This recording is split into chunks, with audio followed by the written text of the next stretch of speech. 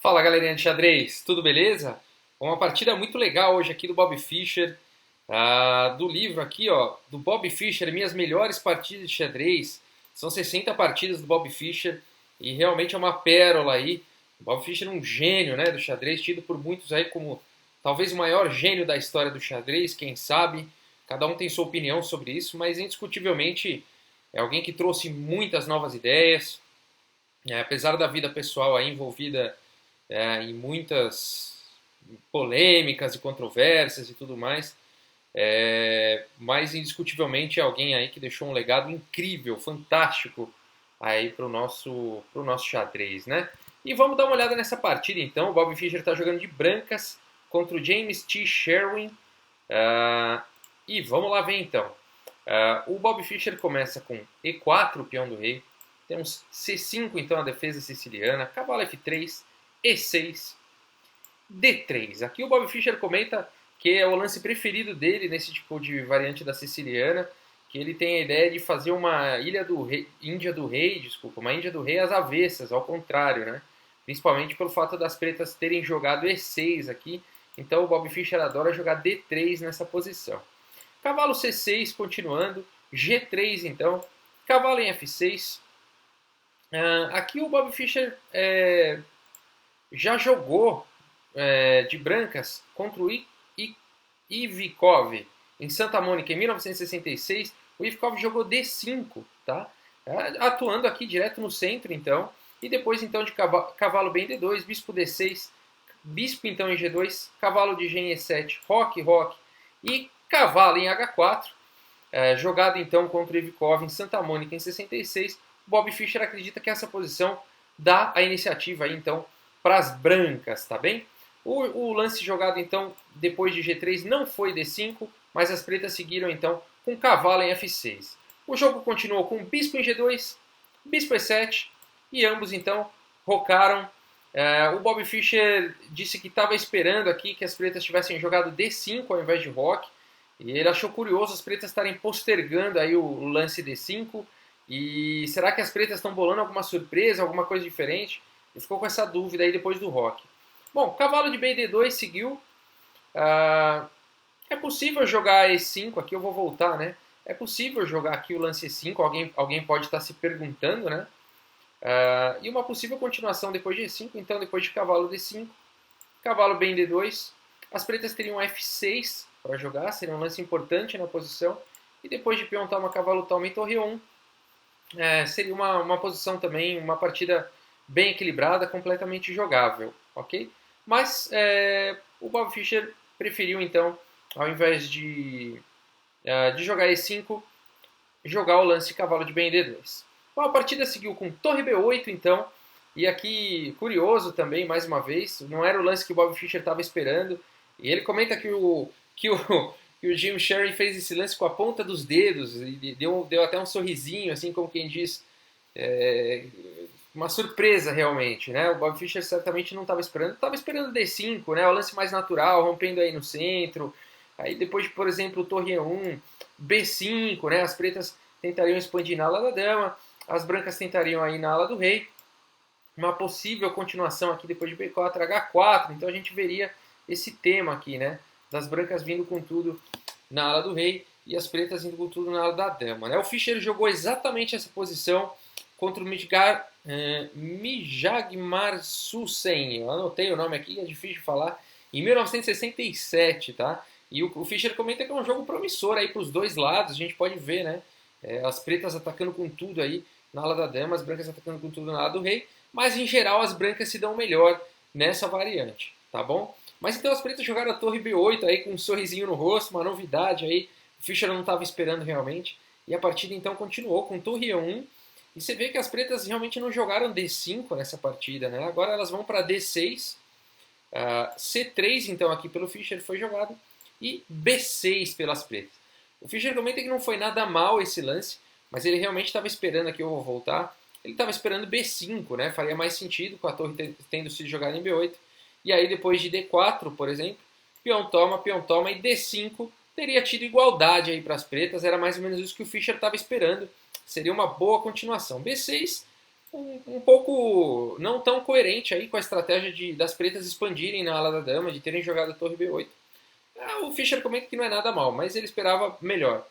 D4 então, foi jogado, dama em C7, e aqui o Fischer já comenta, né? Cada lancezinho que as pretas fazem que não é o melhor, o Fischer já percebe e ele vai melhorando pouco a pouco assim a partida dele com relação a isso. Aqui ele comenta que era importante para as pretas abrirem a coluna C aqui para poderem jogar na coluna C e tudo mais. Então simplesmente depois de peão toma e o lance importante D5 e depois de, por exemplo, E5, cavalo D7, uma partida totalmente jogável aí.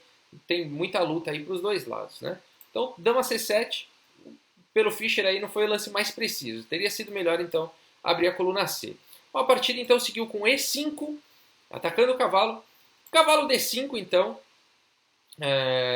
Cavalo D7 teria sido pior, tá? Você pode estar se perguntando por que não joga aqui em cavalo D7 fazendo uma pressão aqui em E5. Mas aí as brancas teriam peão toma e depois de bispo toma, cavalo em E4, então. E aí depois de peão toma, cavalo toma bispo, dama toma e bispo em F4, então. Atacando aqui a dama e a torre, né? As pretas têm que defender, por exemplo, com E5. Mas aí as brancas poderiam ganhar um peão aqui com uma continuação bem legal. Cavalo toma. E aí depois de cavalo toma, o peão toma. E agora esse cavalo está cravado. E as brancas vão ter ganho, então, um peão nessa variante. Tá bom? Então por isso que não foi jogado o cavalo em D7 depois de E5. E sim cavalo aqui em D5. A partida seguiu com peão toma, bispo toma, cavalo E4. E aqui C4 foi jogado. Possíveis outras continuações, pode falar, vou manter o par de bispo, jogar bispo E7. Né? Na verdade, isso daqui não seria bom, as brancas ganham material. Depois de C4, cavalo F6 e bispo F4, olha só. Né? Sempre tem o tema aí do bispo indo para F4 e ganhando material. Né? A casa D6 aqui está coberta, né, pelo cavalo, não dá para cobrir de bispo. E aqui as brancas estariam melhores. Uma outra possibilidade aqui, você pode estar pensando que é peão toma, né? Mas aí, depois de cavalo toma bispo, dama toma em D6, C4, cavalo F6, e aí o bispo F4 de novo, né? Sempre o tema aí do bispo entrando em F4, tá? E aí as brancas estariam bem melhores aqui nessa linha também. Então por isso que depois de cavalo E4, as pretas não foram nem para bispo em E7 e nem para peão toma e jogaram então o lance C4, tá bom? E a partida seguiu então com cavalo toma D6, dama toma D6 e um lance bastante legal aqui do Fischer, cavalo em G5, né? Já colocando aí o cavalo, ao mesmo tempo que está trazendo o cavalo aí, atacando casas importantes na ala do rei, também é uma manobra para vir para E4 e atacar aqui a dama em D6 e começar a fazer um ataque nas casas escuras. As pretas jogaram com cavalo de C em E7, pensando aqui em manobrar para G6 e já sabendo que a dama ia jogar em C2 e atacar em H7, então para fazer um bloqueio, né, dessa diagonal da dama. Mas o Fischer comenta que as pretas perderam, então a única chance que tinham de tentar um lance melhor ainda na posição teria sido H6, tá? Então o Fischer comenta que H6 teria sido melhor. Mas depois então de cavalo G5, o lance jogado foi cavalo aqui de C em E7, dama C2 ameaçando checkmate, então aqui em H7, e cavalo G6 então bloqueando. Eu vou voltar aqui, F5 não teria sido muito bom, as brancas ganhariam um peão aqui simplesmente com dama em E2, tá? Tá ameaçando C4, tá com um ataque muito forte em E6, teria ganho um peão. G6 teria sido melhor, talvez, do que o lance jogado, que foi cavalo G6, por conta de cavalo E4, dama C7, bispo então em H6 atacando a torre, torre D8 e dama D2. As brancas, claro, iriam explorar todas essas fraquezas aqui nas casas escuras, mas teria sido uma continuação aí um pouquinho melhor do que o que seguiu. Seguiu então com cavalo G6 e a partida continua então com H4. Olha que legal esse lance, já trazendo um peão aqui, ameaçando H5, tá vindo com tudo.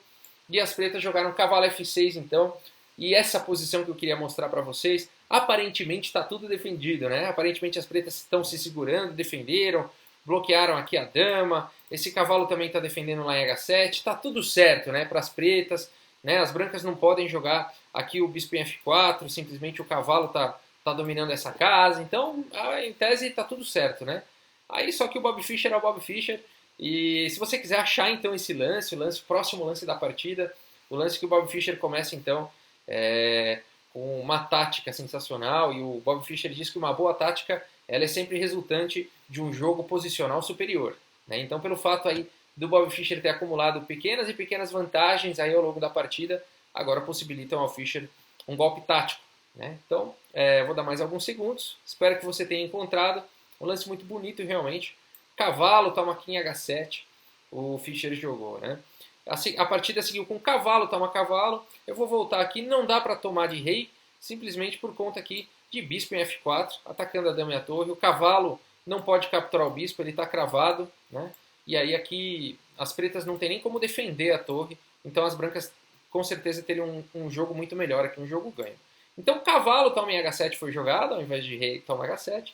H5, olha que bonito, atacando então o cavalo. E a partida seguiu com cavalo em H4. As pretas vão devolver material.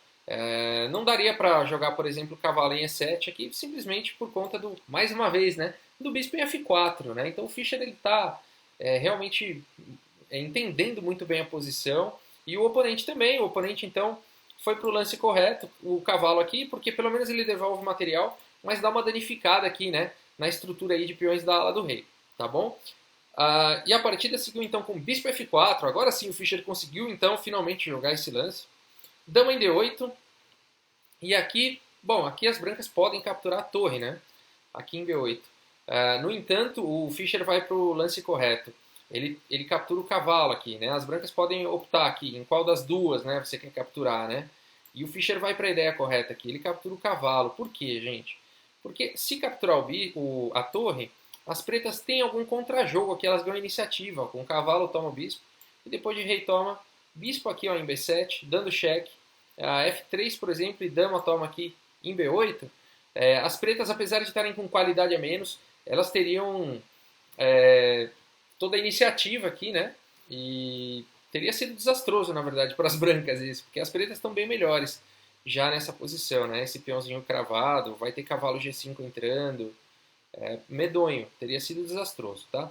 Então, o Fischer vai para a ideia correta, depois de dama D8, não capturando a torre, mas sim capturando o cavalo, então, mantendo aí toda a sua iniciativa. E a partida seguiu, então, com torre em B7, as pretas estão com a torre atacada, elas colocam na cara desse bispo aqui, e, na verdade, também, mais uma vez, tentando ganhar a iniciativa, né? Se por acaso aqui o bispo toma a torre, as pretas também, apesar da qualidade a menos, vão estar com muita iniciativa aí com esse bispo longo e tem muita luta pela frente. Então o Fischer vai para um lance melhor. Ele não captura a torre e joga H6 aqui. Olha que legal, já explodindo tudo aí na ala do rei. Dama toma em H4, então foi jogado. Peão toma aqui em G7. Rei toma em G7. E o Fischer comenta que esse lance foi suicídio. Né? Aqui ele diz que o lance mais correto aqui seria a torre em D8. E depois de bispo G3 atacando a dama, dama H6, as pretas ainda poderiam continuar lutando. Mas, então, depois de H toma em G7, rei toma G7 foi jogado, e aqui o Fischer comenta, ele usa esse termo, suicídio. E vamos ver, então, por que é suicídio, né? Torre E4, então, foi jogado, e aí tá explicado, né? As brancas já estão ameaçando aqui um cheque, ganhando a dama, então, das pretas, né? As pretas têm que fazer alguma coisa em relação a isso, dama H5, mas agora, então, torre E3. Esse lance é muito forte. Ele está ameaçando aqui torre em H3, atacando a dama, atacando o cavalo também está atacado. As coisas começam a se complicar para as pretas, elas tentam achar ainda algum lance, jogam F5, né, na tentativa aí de bloquear a diagonal, o ataque da dama. Mas a partida segue então com torre H3 atacando a dama, dama volta lá para E8, e aqui as brancas podem jogar bispo H6, cheque, e ganhar a torre. O Fischer viu esse lance, e ele fala, poderia ganhar qualidade, mas tem um lance melhor. E ele vai para bispo E5, então, cheque. E ao invés de ganhar qualidade, melhorando muito mais ainda a sua posição, mantendo as peças no tabuleiro para um ataque aí muito mais forte. Cavalo F6, então, foi jogado. Aqui não dá para jogar rei G8, tá?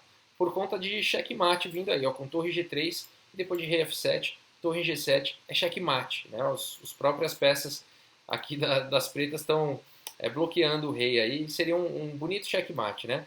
Então depois aí de bispo E5 cheque, cavalo em F6 então, para não tomar o checkmate, e aí um lance sutil, né? Um lance sutil, mas muito poderoso aqui do Bob Fischer, e esses lances são assim, assinatura do Bob Fischer, ele costuma fazer muito isso, ó. dama D2, uma casinha para o lado. E é um lance monstruoso, né? Aqui ameaçando G5, ameaçando H6, enfim, as pretas já começam a ficar sem esperanças aqui. Rei F7 foi jogado, o rei está desesperado. Dama G5, então, atacando aqui o cavalo, duplamente. Dama E7, defendendo. Aqui você pode falar, por que não rei E7, né? Aí a torre estaria defendendo também. O problema de rei E7 é que a torre entra aqui na sétima, a torre H7, o cavalo está cravado, não poderia capturar. E aí isso é desastroso, né? O rei vai ter que ir para D8 e aí o bispo toma com cheque. Aqui acabou. Aqui acabou a partida, as brancas estão numa posição completamente ganhas. É uma peça a mais em toda a iniciativa. Como é que vai... O rei não pode sair, a torre está cobrindo aqui todas as casas, né? Está em xeque. Isso aqui é desastroso, né? As pretas teriam que sacrificar a torre aqui e simplesmente não seria uma boa continuação para as pretas, tá? Então por isso que depois aqui foi jogado então dama E7 e não rei em E7. E a partida então seguiu com bispo toma em F6, dama toma em F6, torre em H7 cheque, rei então em E8, e aí o Fischer finaliza aqui em grande estilo com dama toma em F6. E agora o que está acontecendo, né? Se torre toma F6, simplesmente o bispo toma a torre e as brancas vão ter uma torre a mais, né? Então as pretas ainda tentam torre toma torre em H7, ameaçando aqui a dama. E aí o Fischer finaliza em grande estilo aqui com bispo em C6 cheque. E as pretas abandonam a partida. O rei não tem para onde ir. O único lance é cobrir aqui, seria cobrir com o bispo em D7, né? Dá para cobrir com a torre também, né? Mas eu não sei, deve ser pior ainda, né? Dá para cobrir com o bispo. E aí depois de dama em E6, então o bispo está cravado, né? A posição completamente desastrosa aí para as pretas. Completamente ganha aqui para o Bob Fischer. Então, muito interessante, né, essa partida do Bob Fischer contra o James Sherry. Mostra toda a precisão, o entendimento de jogo do Bob Fischer é algo assim, incrível, assim. E esses comentários, né, muitos dos comentários que eu falei são comentários do próprio Bob Fischer, são análises do próprio Bob Fischer. Então, mostram assim como eu acho que o que fica nessa partida é como cada lancezinho, cada imprecisão que o oponente dele foi fazendo, ele viu, ele percebe, né, esse entendimento amplo do jogo e foi melhorando a sua posição pouco a pouco até culminar numa posição onde ele conseguiu ter um golpe tático, achar um golpe tático e aí melhorando cada vez mais a posição e não deu realmente para as pretas, né? O Bob Fischer leva sempre o adversário a nocaute, né? Legal, pessoal, espero que vocês tenham gostado aí dessa partida do Bob Fischer e até a próxima então, pessoal. Antes de mais nada eu quero fazer alguns agradecimentos aqui. Quero agradecer o 547 Punk, é o nome dele, é um assinante, um inscrito aí do canal. Foi ele quem sugeriu a frase de hoje, cada peão é uma rainha em potencial, tá? Do grande mestre James Mason. Fica aí então minha homenagem aos peões, tá bom? Cada peão é uma rainha em potencial. O peão é uma peça fortíssima do xadrez, né? Estruturas de peões, quando você começa a realmente... tem frases também, os peões são a alma do xadrez, então os peões são realmente importantíssimos. Mas como eles são meus queridinhos, eu chamo de peõezinhos. Quero agradecer também o Vitor Onuki, tá bom? E o Paulo aí de Castro pelas contribuições, então, ao canal. Muito obrigado, de coração. E é isso, gente. Um abraço aí para vocês, uma boa noite a todos e até a próxima. Valeu, gente!